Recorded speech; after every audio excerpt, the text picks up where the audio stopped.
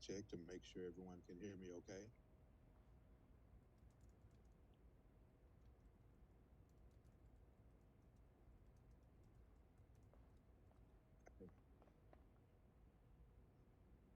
Well, good evening to everyone. I want to welcome all to an evening of conversation. This evening is a conversation about a topic that has been on the table for quite some time. And tonight's topic is healthy start times. I would be remiss if I didn't take the opportunity to thank all of you for your participation this evening, as well as to the dedicated parents that has been consistently advocating for this initiative for over a decade. So I would just like to give a little background. The district was the introduced to the Healthy Start Times going back to around 2010 when parents began advocating for the start times or bell times to be shifted. By the 2015-16 school year, St. Louis Public Schools parents formed a bell time task force to address concerns about early start times and their impact on student health, safety, and learning. This work evolved into Healthy Start Times STL, which consisted of parents, sleep medicine doctors, as well as health and their impact on student professionals. Safety, and learning.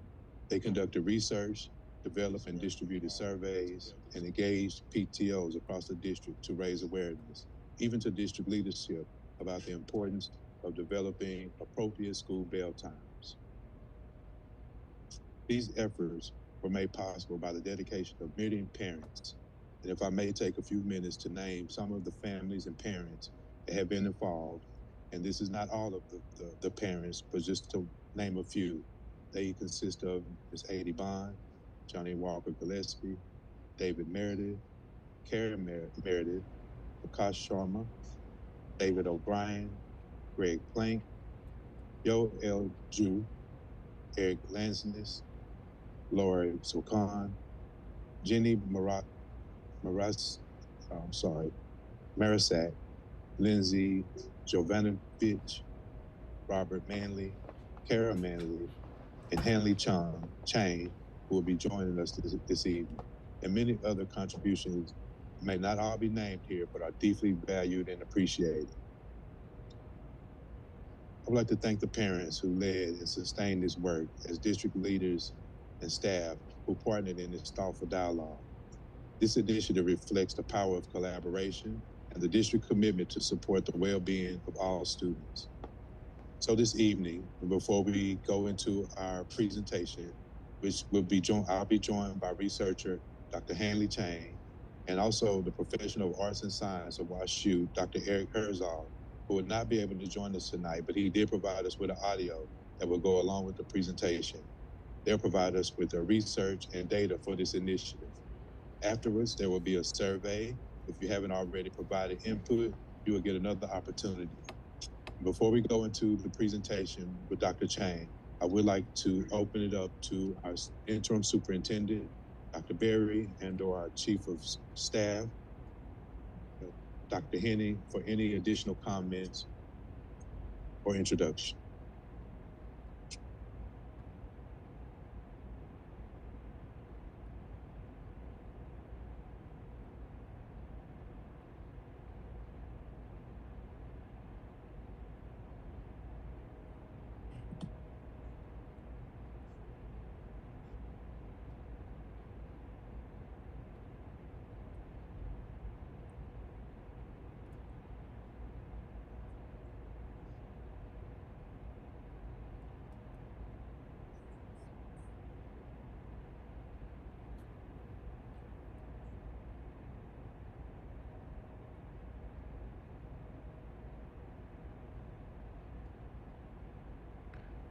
Dr. Berry, I see that you are on. I don't know if she's not muted. Yes, I am There here. we go.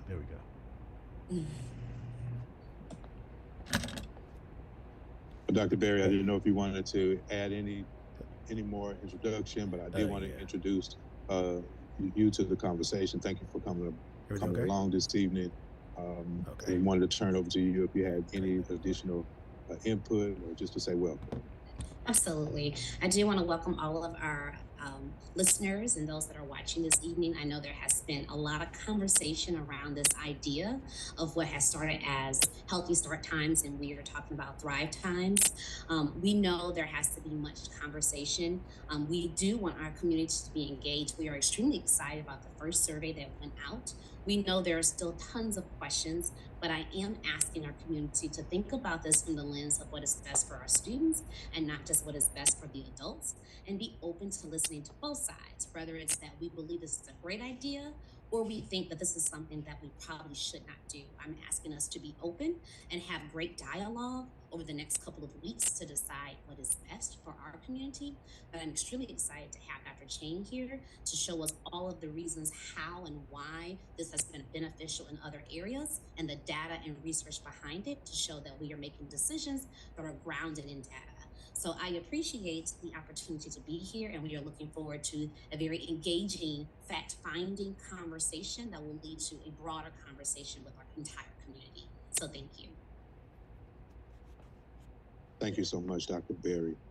And now we're prepared to turn it over to Dr. Hanley Chang, one of the researchers. I would please ask that if there are any questions, please use the chat feature, and we will respond at the end of the presentation. Dr. Chang will also be joined again by Dr. Herzog, who will be, again, not able to join us, but provided us with some audio. So with no further ado, I will turn it over to Dr. Chang to welcome him and applaud him for all of the efforts, as well as begin the presentation. Dr. Chang. Thank you, Chief Watson. All right, I will share my screen.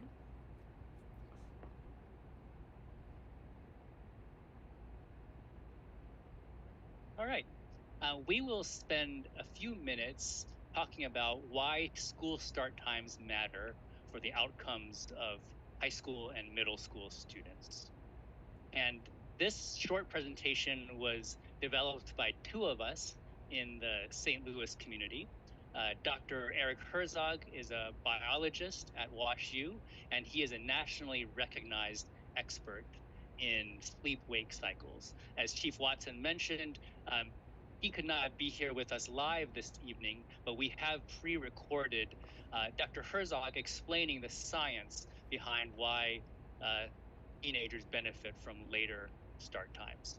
And I am Hanley Chang. I am a social scientist at a national research organization called Mathematica. And for almost 18 years, I have been helping education leaders use data and evidence to inform their decisions. And I am a proud SLPS parent. All right, the context here is that major medical associations, including the American Academy of Pediatrics, recommend that middle and high schools start later. And by later, they mean 8:30 a.m. or later.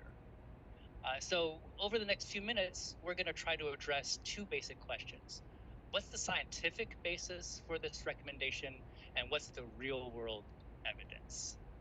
So I'm going to show a very brief recording of Dr. Herzog explaining what's going on inside the brain to cause teenagers to benefit from later school start times.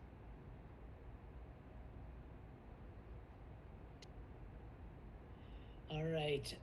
Thank you, Hanley, for giving me this opportunity to speak with the St. Louis Public School District. And I'm pleased to share with you sort of the state of our understanding of why it is that adolescents are naturally wired to sleep and rise later. Why do they want to go to bed later and sleep in compared to folks who are younger or older than our teenagers?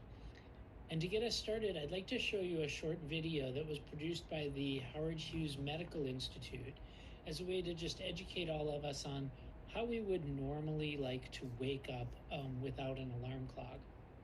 And so the basic idea is that we have a biological clock system that's built into our brains, and it synchronizes us to local time through primarily light that enters through our eyes and signals down our optic nerves into our brain to a small structure in the hypothalamus, in the base of the brain, right on top of where the optic nerves cross. So you can think of this as being on the roof of your mouth. And this structure here is comprised of about 20,000 neurons. It's called the suprachiasmatic nucleus, or sitting on top of the crossing of the optic nerve. And these 20,000 or so neurons are sort of the atomic clock in our brains. They tell us each day when to wake up and when to go to bed if we listen to them. So these cells are remarkable in that they have an internal near 24-hour timer that is based upon genetics, the genes that we inherit from our parents, that tells these cells when to be active during the day and when to be relatively inactive at night. So these neurons are firing during the daytime and asleep at night. But in teenagers, these neurons are, we think, delayed in their onset of daily activity. So they have a delayed chronotype. That is, they have a preferred wake-up time that's later than a typical person. And this genetic program that we inherit is modified as we age so that it becomes actually more sensitive to light in the early night when we're adolescents. That is, light during the early night has a profound effect on delaying our sleep schedule. In addition, the period of those circadian cells in the brain is slightly longer when we're teenagers.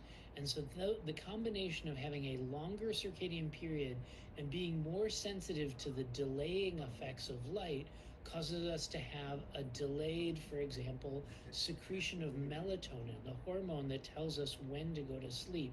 It's released during the nighttime, and in teenagers, it's released later than in a typical adult. And the result is that our sleep onset is delayed in our teen years. From ages 11 to 21, we see the time of bedtime getting biologically more and more delayed. And at around 19 and a half for females and around 21 years of age for males, it reverses and it starts getting progressively earlier and earlier.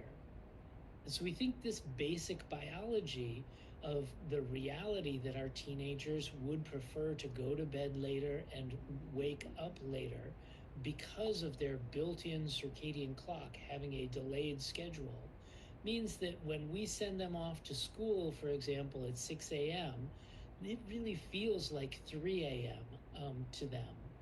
And so with that, I'll turn it back over to Hanley.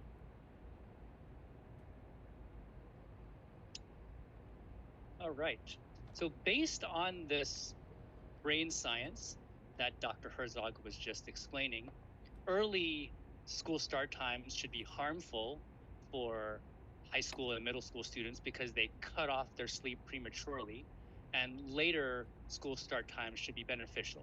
So now let's talk about what the real world evidence actually says. For later school start times to have any benefit, a critical first step is that they need to help students sleep more. But what if teenagers just stay up later when school starts later and they don't get more sleep? That concern has definitely not been borne out by the evidence. So for example, in 2016, Seattle pushed the start times of many of its high schools later by 55 minutes from 7:50 to 8:45. And what happened to students' sleep?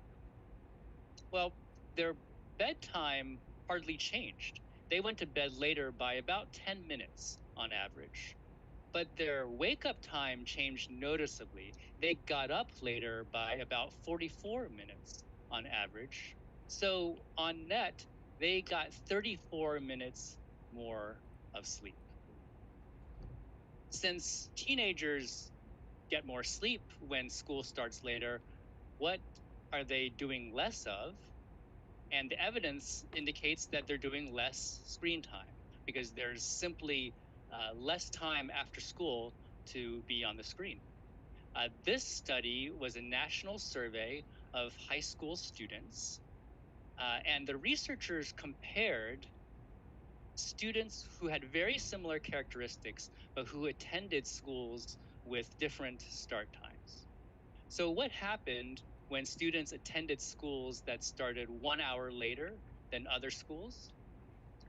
Um, Boys reported 46 minutes less of screen time and other leisure activities, and girls reported 38 minutes less of screen time and other leisure activities. And what's also interesting is that neither boys nor girls reported any change in employment. So these effects on sleep and time use, they're just means to an end.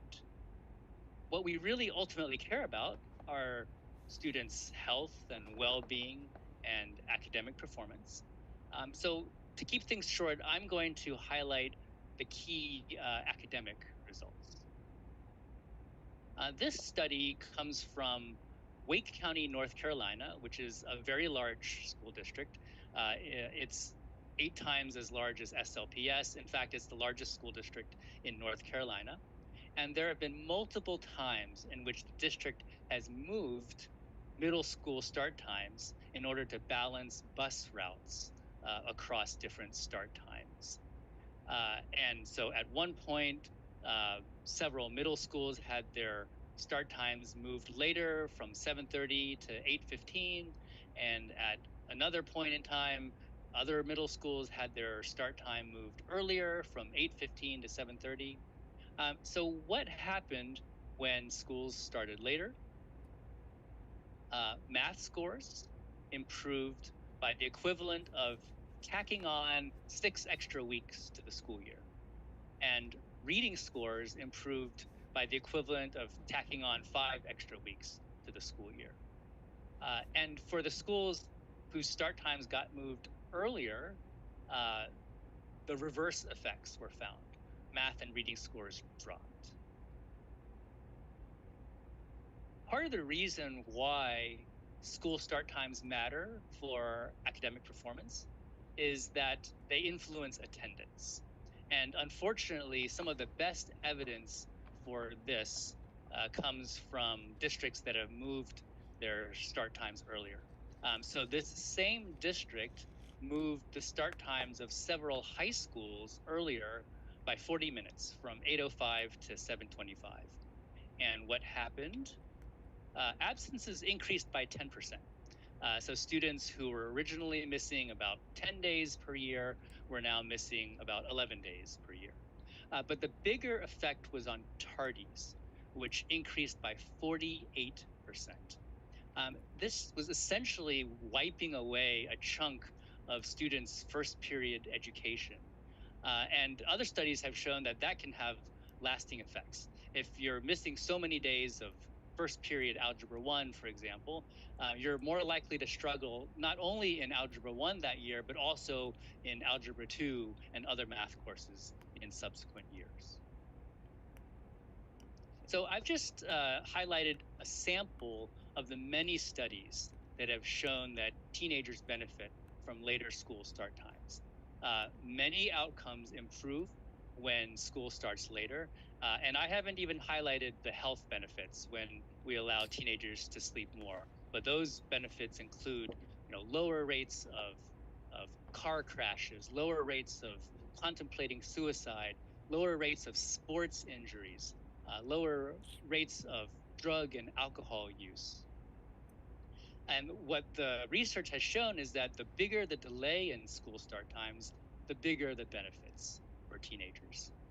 What's also important from this research is that the same effects have not been found for elementary students. So it really is the middle and high school students who benefit from later school start times.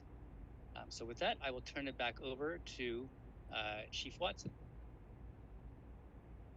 Thank you, Dr. Chang. And again, thank you all.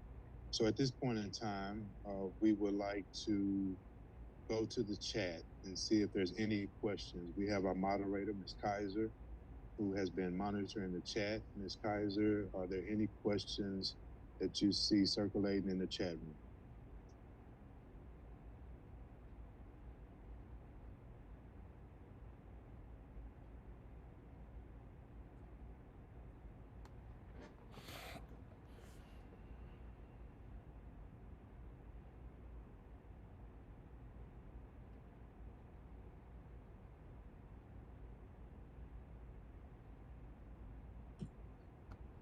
While we're waiting on questions, Chief Watson, is it possible to provide that we will share information regarding the first survey that went out at our board meeting?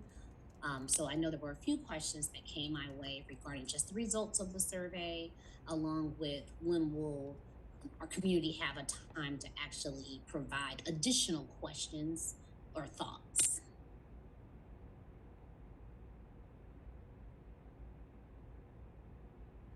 Thank you, Dr. Berry. So yes, there will be an opportunity for us to show the results from the survey that was initially launched a few weeks ago.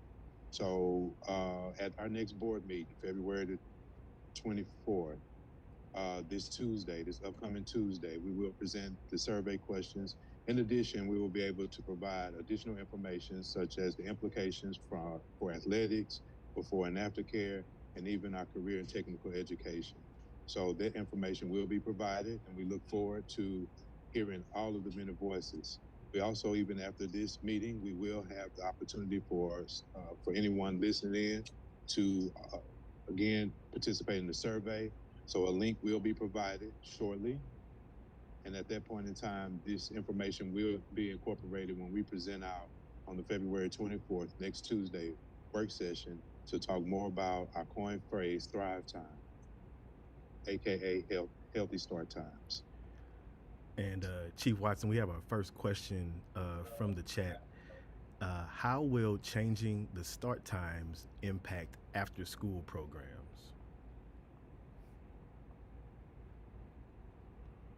Thank you for that question.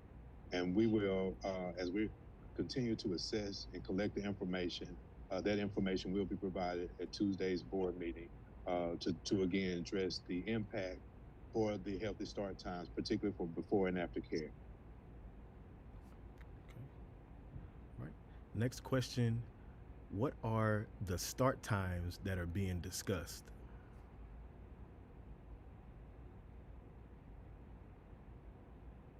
So currently we have what we call a 3-tier system, which is 3 bell times.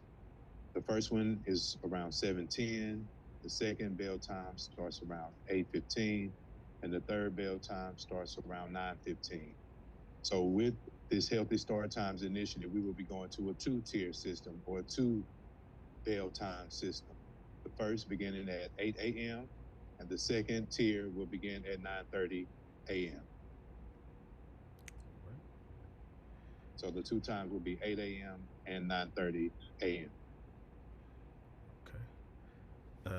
Next question, they want to know, what would prevent SLPS from having a later start time for high school and middle school students? So I guess what are the barriers to changing the start times? Well, it's just participation. We wanted this opportunity to get feedback from our parents and stakeholders, our students, and as you will hear on Tuesday's board meeting, you will hear the different stakeholder groups that we engage. They include school administrators, school-based staff, our parents, and we even heard from student voices. So we ultimately want to get all of the information from all of our different stakeholders, and of course, look at the financial implications and before we make our recommendations to the board. But more information will be forthcoming on Tuesday, February 24th at our work session. All right. We have a question that asks, are you considering students who care for younger siblings?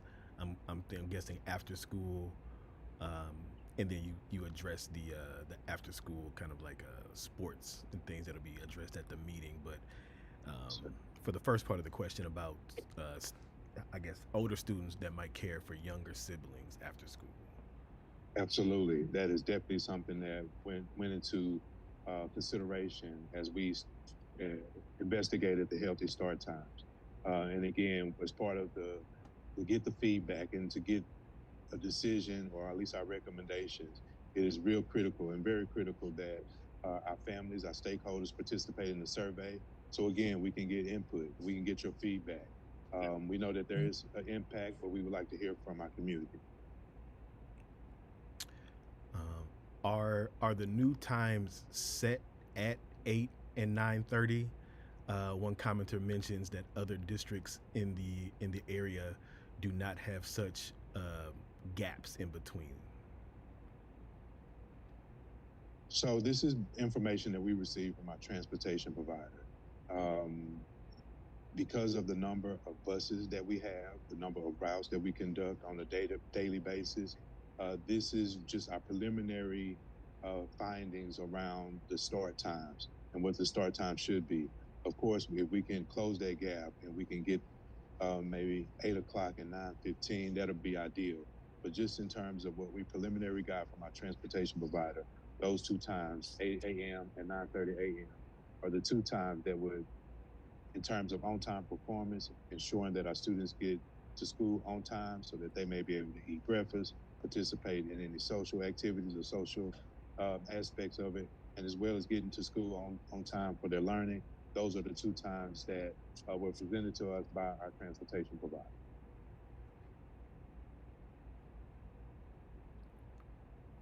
All right. We have a question I guess this is for individuals that completed the survey before tonight's meeting.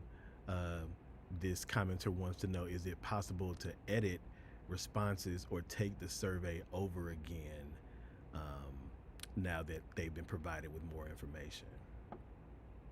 Great question. So after the presentation, you will see the link, the QR code. You can participate in the survey again. We'll be doing a deep analysis of the data. So if you do get an opportunity and you want to go back and change or edit, we would just ask that you retake the survey, and we will again collect those results and data and share that out on the February 24th work session. And Chief Watts, if I can just jump in, I do know a couple of people that are taking the survey would like to be able to provide actual feedback from their thoughts. So I know we had support in creating the survey, and thank you so much again for making sure that it was created with a thought partner and using data. But if we could add an additional line where we can also have written feedback, they'll be greatly appreciated.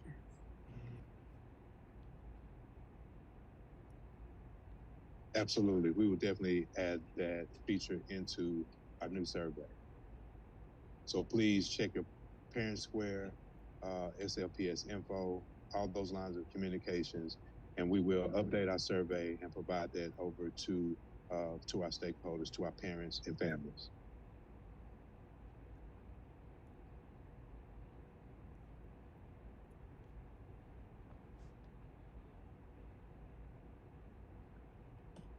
I believe there are a couple more questions that have come. I didn't know if our commentator saw those additional questions. Okay.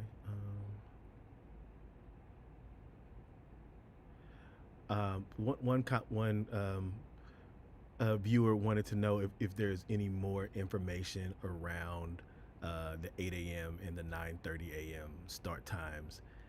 They want to know why not 7 a.m. and 8:30. So I don't know if you have any information for that question.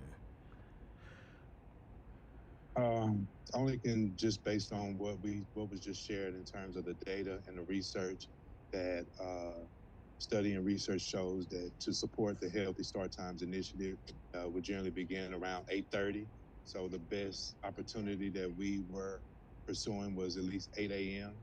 But that was even during the survey or on the survey. There is an option for things to remain as they are, meaning that we continue with the 3-tier system as opposed to a 2-tier system. But the start times were really initiated just based on the research from the Healthy Start Times, or in our case, our Thrive Times research and data. We have a question. Will all high schools start at the same time, or will there be some that would start at 8 and some that start at 9:30?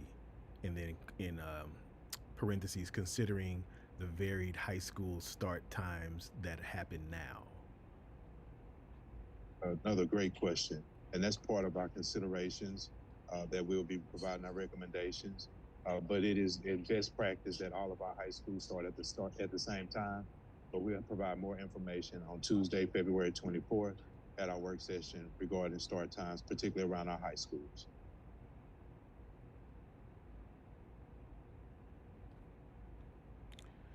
There was a question about the survey and elementary school start times at 7:15 have been removed. Is that correct? I believe that was an option for the 3-tier system that we currently have in place, but we will check and confirm, and we will reissue out the survey to again include an opportunity for our community, our families to provide some feedback through those channels. So we will confirm and double check that survey.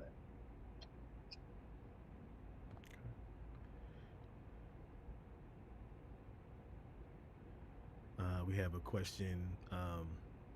Working parents with elementary students would have hardship having to be at work between 8 and 8:30. Starting school at 9:30 would not be doable for those parents. Then does the district think this will decrease enrollment at elementary schools? Great feedback, something we'll definitely take into consideration. We have a follow-up question. Is there a way we can have the survey printed and given to the students for a greater chance of participation, especially for our parents of students who aren't tech savvy or who face a language barrier? I would definitely recommend that they contact their school leaders, their administration at the schools, and they should be able to support to make sure that our families, we get the feedback that they need, particularly if they're having challenges around the technology.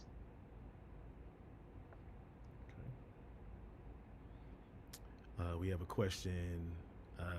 Are we considering the consolidation of schools while we're thinking of new bell times?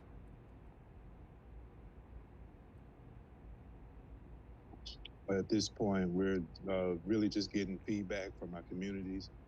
But again, something that we'll factor in, but we just wanted to present this to our stakeholders, our families, again, so we can get information, so we can make a sound decision, at least our recommendation regarding August 2026 and the start of the year. So all feedback are welcome at this time. Okay. Next question. Can we look at 7:45 a.m. and 9 a.m.? K through 5 grade students don't get home until 5:30 sometimes, with release at 4:22. Moving it up a little may get them home a little earlier and not as dark. And again, to support the research that has been presented, 8:30, anytime after 8:30 is what the research suggests. However, we will take this into consideration, but to support the Healthy Start Time Initiative or Thrive Time, we were looking at the 8 a.m. first tier and 9:30 a.m. second tier. All right. Can we translate the survey as well for families? So families whose language is not English, or their first language is not English. Absolutely. The survey will be translated and has been translated in multiple languages, but we will make sure that all of our families through Parent Square be able to receive the information, the surveys, and provide us feedback in multiple languages. Okay. And we have a question. Is there an estimated time for providing a recommendation to the board so parents have time to prepare?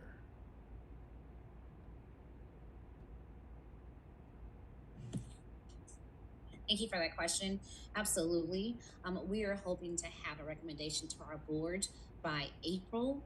That way we will have at least May, June, and July to figure out what or how this will impact our communities along with bus routes. We have been in communication, again, as Chief Watson has already said, to see what it looks like, but we are looking to see what the time zones would look and be for each school. And we appreciate the parents that are providing those recommendations. Again, we're taking everything into consideration along with the data and the research that we have. So it is our hope that we can do this by April.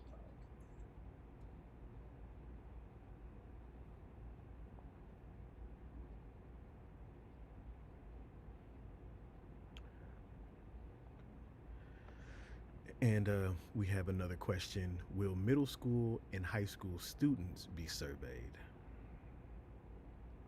Yes, that was the focus group that we did focus on our middle and high schools. That was coordinated through the school administrators.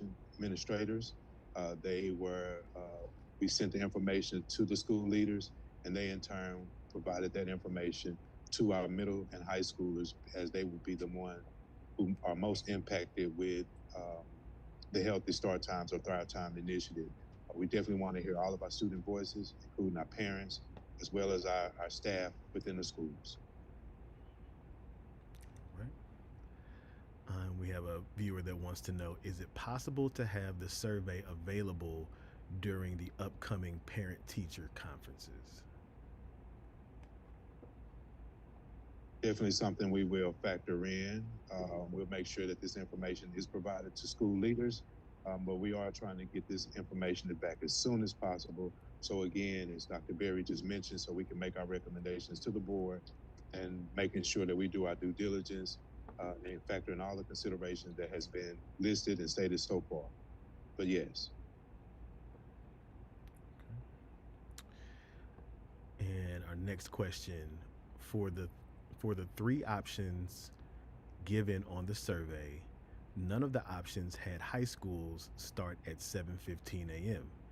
Is it very likely that high schools will no longer start at this time? And then the viewer believes that would be an excellent idea. Yeah, one of the survey questions, in essence, had everything remain the same, in which our high schools, most of our high schools start at 7:15 a.m. But we will again look at our survey, and it'll be posted again for all of our families to provide their feedback, including our opportunity to provide us information through any comments or commentary that they may want to add.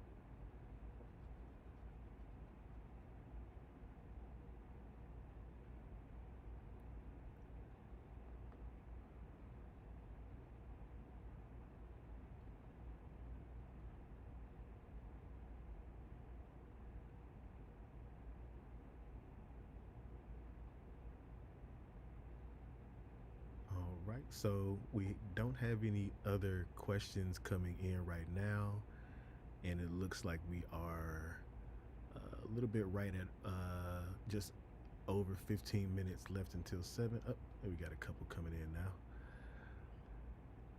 All right, got a question here. Is there a way to make the survey results public for transparency, with a breakdown of the different stakeholders and number of people who responded? Absolutely. And again, that information will be provided this Tuesday, February 24th, at our work session, in which we will, in full transparency, show all of the different stakeholders and the results based on the feedback that we received, not only before this meeting, but even inclusive of the information that we received between now and February 24th. So stay tuned. Okay. And this question may be for Dr. Chiang, or you may have the answer to this, Chief Watson. Have you examined how late arrivals versus early dismissals impact attendance and academics as a part of the discussion on changing the school start time?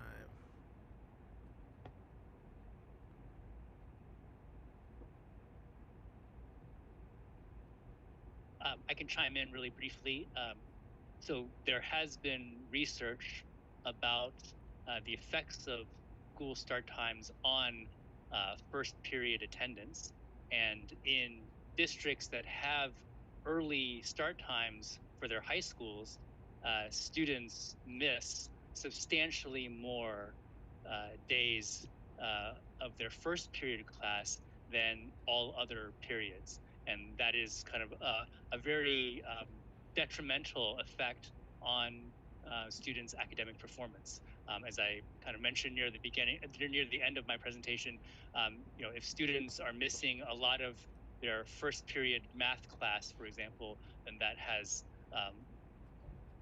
drastic implications for their performance in math in later years. So that is a very big issue when it comes to early school start times.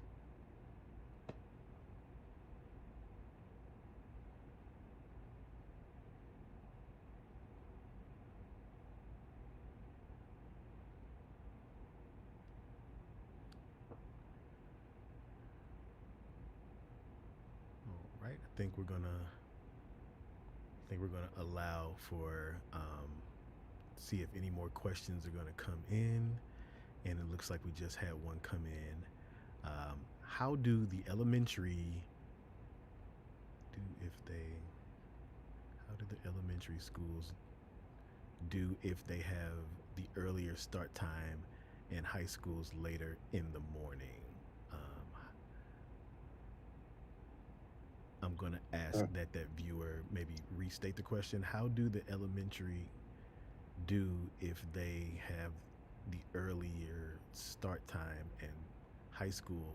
Okay, maybe I guess this parent is saying if they have an elementary school student with an earlier time and a high school student with a later time, have you given any consideration to how that could affect families? And again, that's the importance of having this forum, so we can get that feedback and we can incorporate that into our recommendations to the board, to our superintendent, and to the board.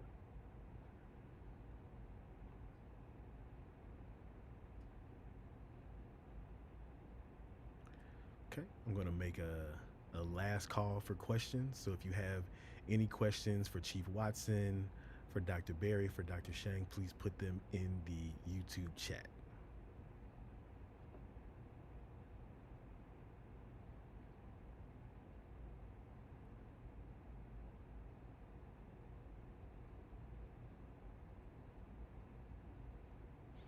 And I believe that Chief Watson said we would be on Dr. Berry's recommendation, editing the survey so that long form answers can be given.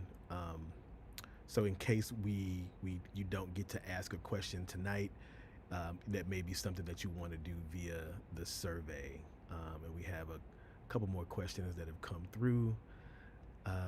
I think by starting high school students later, we are not preparing them for college. Well, I had 7:30 a.m. classes in college. My son is a freshman at the University of Missouri S&T and has 7:30 a.m. classes. So that was just a comment by one of our viewers. I think many more families would need aftercare at the elementary level with such an early release time. Is there talk of expanding after school programs in schools? A very good question. That's definitely something that will be discussed on February the 24th as we talk about the implications and some of the considerations around before and after care. So please stay tuned February 24th, and we will definitely make sure that we address that topic, as well as athletics, extracurricular activities, and our career and technical education.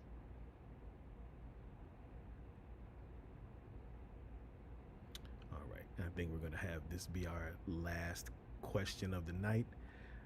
Can you talk more specifically about the impact on the budget? Specifically, how does the district considering this added expense given the deficit spending that has been necessary?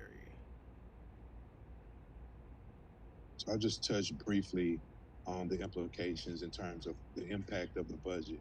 Because we're going from a 3-tier system to a 2-tier system, and it means that we will need additional buses, additional drivers, additional staff.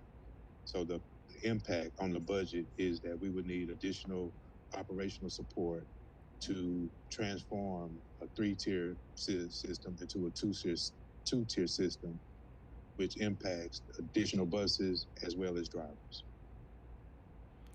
All right, and here's the last question. The data that was provided from research, was it from urban school districts, suburban schools, or a combination of the two? I can answer that question. This research has come from all sorts of districts in all sorts of geographic areas and contexts within the US. And many of the studies that I presented were from urban districts, and some of the other studies were based on national data of all high school students, or a nationally representative sample of high school students that came from urban, suburban, and rural areas. Thank you. And if I could just touch too back on the question regarding the budget, and thank you for that question. Along with, we are also looking at electric buses, and we presented that, I think, a few meetings back to the board. And we are hoping that we will be able to offset some of the cost while we are looking at the budget and planning, but we will certainly be able to talk about that. And while there would be additional costs up front, we are hoping that when we present the long-term budget, that you'll be able to see how it does level out.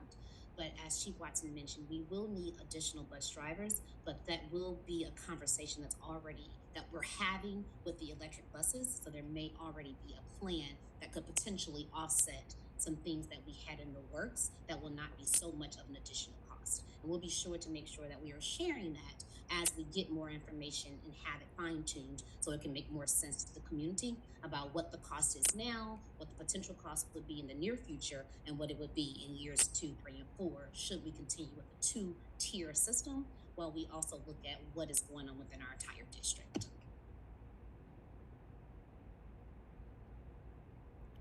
All right. Thank you, Dr. Berry, Chief Watson, and Dr. Chiang.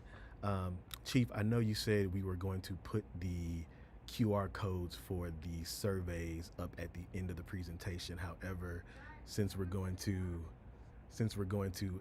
edit the questions with that additional long form answer, I'm going to forego the QR codes for right now, and then I'll make sure that parents and also staff receive emails or Parent Square updates on the survey first thing in the morning.